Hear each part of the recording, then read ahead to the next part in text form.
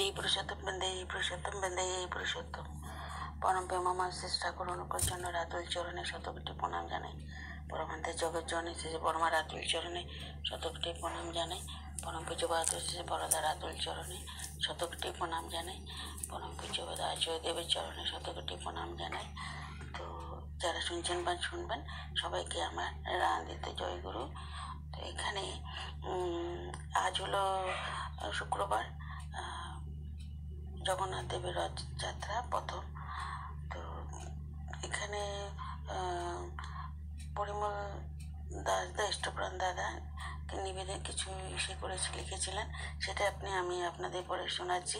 দারুণ কালেকশন করেছেন উনি, ওনাকে জয়গুরু ধন্যবাদ। এইভাবে আরো এগিয়ে যান উনি। তো জগন্নাথ ও শ্রী ঠাকুর অনুকূল চন্দ্রের দৃষ্টি, নিবেদক পরিমল চন্দ্র দাস। রথযাত্রা 2025। ভূমিকা। আজ শুভ রথযাত্রা। পুরী ধামে জগন্নাথ দেব, বলরাম ও সুভদ্রার রথযাত্রা শুধু উৎসব নয়, শ্রী ঠাকুর অনুকূল চন্দ্রের ভাষায় এটি আমাদের জীবনের সত্য, কর্তব্য ও ঈশ্বরাভিমুখ যাত্রার এক মহামন্ত্র। জগন্নাথ দেবের হাত নেই, এর তাৎপর্য শ্রী ঠাকুর বললেন, জগন্নাথের হাত নেই মানে তিনি কাউকে ধরেন না, তাকে ধরতে হয়। আলোচনা প্রসঙ্গে অষ্টম খণ্ডে আছে। অর্থাৎ ঈশ্বর আমাদের উপর কিছু চাপিয়ে দেন না, আমাদেরই তাকেই ধরতে হয়, ভালোবাসতে হয়, তার আদেশ পালন করতে হয়। তিনি আরো বললেন, কৃপা মানে করে পাওয়া। জগন্নাথ যিনি, ঈশ্বর যিনি, তিনি বিধি, তাকে ধরলে, তার আদেশ পালন করে চললে মানুষ তিতাব জ্বালা এড়াতে সক্ষম হয়। আলোচনা প্রসঙ্গ অষ্টম খণ্ডে দেওয়া আছে। আমরা ভেবে নেই ভগবান হয়তো কৃপা করেন, কিন্তু শ্রী ঠাকুরের বিপরীতে স্পষ্টভাবে বললেন, জগতে হেতু ছাড়া কিছুই হয় না। কৃপা যখন তুমি পাচ্ছ, তখন সে পাওয়ার পিছন হেতু অবশ্যই আছে, তা তুমি বুঝতে পারো না, পারো আর না পারো। তো যদি অহেতুক কৃপা পেয়েছ বলো, তাহলে জেনে রাখো তার পিছনে অহেতুক ভক্তি আছেই। অহেতুক ভক্তি ছাড়া অহেতুক কৃপা মেলে না। আলোচনা প্রসঙ্গ অষ্টম খণ্ড। তো জগন্নাথের হাত না থাকা মানে ধরা ও করার দায়িত্ব তার নয়, মানুষের।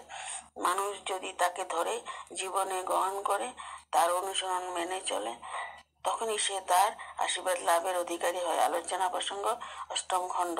বলরামের লাঙ্গলের অর্থ শ্রী ঠাকুর বলেছেন বলরাম সম্বন্ধে, বলরাম ছিলেন বড় একজন কৃষি বিজ্ঞানী, কৃষিকার্য সম্বন্ধে তখনকার একজন অভিজ্ঞ ব্যক্তি। তার বিশেষ গুণের প্রতীক হিসাবে আমরা বলরামের স্কন্ধে হল দেখতে পাই। আলোচনা প্রসঙ্গে অষ্টম খণ্ডে শ্রী ঠাকুরের দৃষ্টিতে দেবীপ্রসাদ মুখোপাধ্যায় থেকে এখানে লেখা আছে, তার লাঙ্গল যুদ্ধের অস্ত্র নয়, উৎপাদনের প্রতীক। রথের অপ্রতিরোধ গতি, সৎসঙ্গ ও সত্যধর্মের অগ্রযাত্রা সম্বন্ধে শ্রী ঠাকুর বললেন, সৎসঙ্গের ক্ষতি কেউ করতে পারবে না। জগন্নাথ রথ এই চলল, আমি পারি না এর গতি রোধ করতে। অন্য পরে কার কথা। এতদিন যা বলেছি, এখন তার উল্টো কথায় যদি বলি, মানুষ বলবে ঠাকুর পাগল হয়ে গেছে। ফল কথা, এই রথ চলবে। আলোচনা প্রসঙ্গ 15তম খণ্ড, পৃষ্ঠা 238। তিনি আরো বললেন, সব দেখে শুনে মনে হয় আমার কিছু না, পরম পিতার চিজ। দেশের দুরবস্থা দেখে দিয়েছেন পরম পিতা। চললো এই জিনিস, একদিন এমন হতে পারে যে রেস্কিউ ওয়ার্ল্ড, পৃথিবীর উদ্ধাতা হয়ে যাবে। আলোচনা প্রসঙ্গ 15তম খণ্ড, পৃষ্ঠা 238। আমাদের কর্তব্য এই রথযাত্রা শ্রী ঠাকুরের বাণী আমাদের স্মরণ করিয়ে দেয়, ঈশ্বরকে আঁকড়ে ধরা আমাদের কাজ। অহেতুক কৃপা পেতে হলে অহেতুক ভক্তি চাই। বলরামের মতো উৎপাদক ও সৃজনশীল হতে হবে। সৎসঙ্গের রথের গতি অব্যাহত রাখতে হবে জীবন জুড়ে।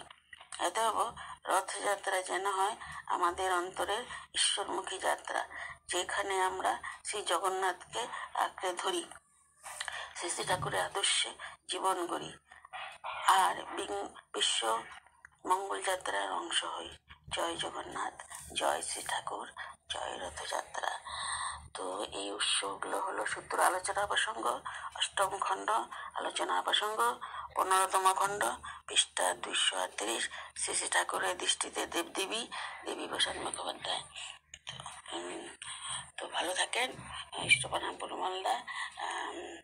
তো আমার পরে খুব ভালো লাগছে, তাই আমি আমার মানে সব মায়েদের সৎসঙ্গ গুরু ভাই বোনদের প্রতি শেয়ার করে শোনালাম। জয়গুরু। আপনারাও সবাই ভালো থাকেন, এবং রথযাত্রা আশেপাশে হলে দেখে আসেন, ভালো লাগবে, অনেকের সাথে মিলন হবে। জয়গুরু। আজকে 27শে জুন শুক্রবার, শ্রী শ্রী জগন্নাথ দেবের পূর্ণ রথযাত্রা। আগেও বলেছি তিনি আজকে মাসির বাড়ি যাচ্ছেন। আমরা বেশিরভাগ দেখতে পাই মন্দিরের ভিতরে বিগ্রহ এরকম বার হয় না। জগন্নাথ মানে শ্রী শ্রী জগন্নাথ দেবী মাসির বাড়ি রওনা হন, আবার 7 দিন পরে ফিরে আসেন। তো এখানে আমি আমার মানে হোয়াটসঅ্যাপে আমার গুরু বোন একজন পাঠিয়েছে, সেটাই মানে নির্মলেচ্ছু দিদা সুন্দর করে ওইটা একদম আলোচনা প্রসঙ্গ থেকে ঠাকুর কী বলেছিলেন সেগুলো উত্থাপিত করেছেন, সেটা আপনাদের আমি পড়ে শোনাচ্ছি। জগন্নাথ স্বামী নয়নপথগামী। তো শ্রী শ্রী ঠাকুর বললেন জগন্নাথ দেবের মন্দির আছে, ওখানে তা ছিল একটা কালচারের কৃষ্টির কেন্দ্র। সে যে কত আগের থেকে ছিল তা ঠিক পাওয়া যায় না, চৈতন্যদেবের থেকেও না, তার আগে থেকে ওখানে একটা বিরাট কালচার কৃষ্টি ছিল। তার সাক্ষী দিচ্ছে জগন্নাথ দেবের মন্দির, ভুবনেশ্বরের মন্দির, কোণারকের মন্দির। জগন্নাথ দেবের ভোগের মধ্যে আছে পান্তা ভাত। পান্তা ভাতে যথেষ্ট পরিমাণে ভিটামিন বি থাকে, ওতে একটা ফ্লেভার গন্ধ থাকে, ওটা হেলথের স্বাস্থ্যের পক্ষে খুব উপকারী। পান্তা ভাত কলা দই খুব উপকারী, অথবা পান্তা ভাত কাঁচা লঙ্কা আর নুন। এটা দীপরক্ষী প্রথম খণ্ড পৃষ্ঠা নম্বর 16-তে আছে। তো পুরীতে জগন্নাথ মন্দিরে যদি যাও তাহলে দেখতে পাবে জগন্নাথের হাত নাই। জগন্নাথ জনে জনে হাত বিলিয়ে নিজের হাতহীন হয়ে বসে আছেন, আমাদের উপর তার কোনোই হাত নাই। কিন্তু যেই আমরা তাকে আমাদের দুইখানি হাত দিয়ে নিবিড়ভাবে আঁকড়ে ধরবো, অমনি তার হাতে চলে যাব আমরা।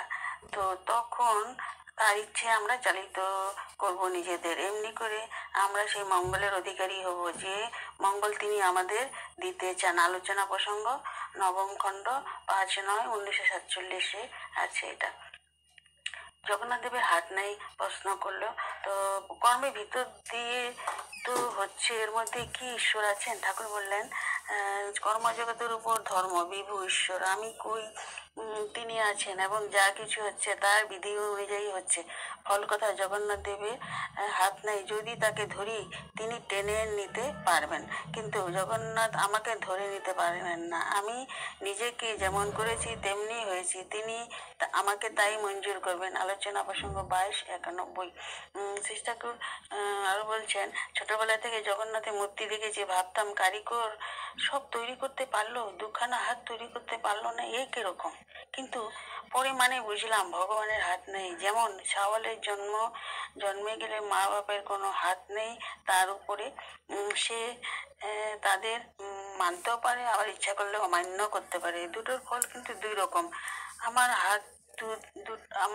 আমাদের 2 হাত দিয়ে ভগবানকে আঁকড়ে ধরে চললে তার অসীম শক্তির সুযোগ পাই আমরা তার দিকে যতখানি এগোই ততখানি দয়া পাই তার হাত না থাকলেও পা আছে, তিনি আমাদের টেনে নিয়ে যেতে পারেন। কিন্তু যদি আমরা সক্রিয় অনুরাগের সহিত তাকে ধরি, আমরা যত তাকে ধরে চলি তত সপরিবেশ আমাদেরকে বাঁচাবার পথ, ঐক্যের পথ, মিলনের পথ, মঙ্গলের পথ খুলে যায়, প্রভৃতির পথে চলে। তার কুফলের জন্য তাকে দায়ী করার কোনো মানে হয় না। তবে আমরা যে কোনো অবস্থার মধ্যে পড়ি না কেন তাকে ধরে তার মাঙ্গলিক নিয়ন্ত্রণের পথে এগোতে পারি। আলোচনা প্রসঙ্গ 12-113 আছে।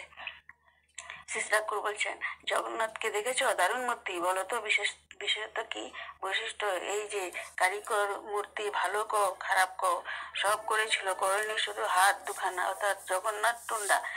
এই কথাটা আমার আগে মনে জেগেছে, এখন ভাবি এর মানে কি? জগন্নাথের টুন্ডা মূর্তি এত বোঝা গেল কি?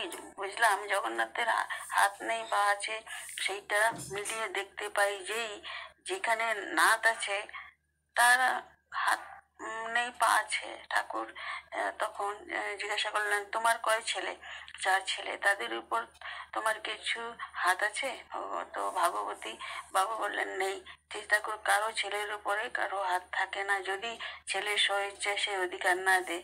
তাই বলি বাপকে ছেলে যদি যদি তার টান দিয়ে সেবা দিয়ে পুরোপুরি আঁকড়ে ধরে, তাহলে তার হাতে আছে, চালিয়ে নিতে পারে নিজের বুদ্ধি ও অভিজ্ঞতার মতন। তাই জগন্নাথকেও যদি আমরা আমাদের একটি সক্রিয় টান দিয়ে ধরি, তার পা আছে, তিনি পারেন টেনে নিয়ে যেতে আমাদের গন্তব্যে।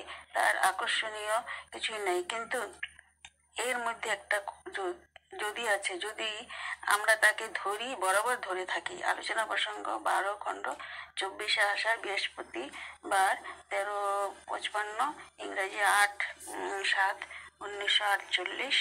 তো খুব ভালো লাগলো, এই জন্য আপনাদের সাথে আমি এইটাও শেয়ার করলাম। তো জয়গুরু।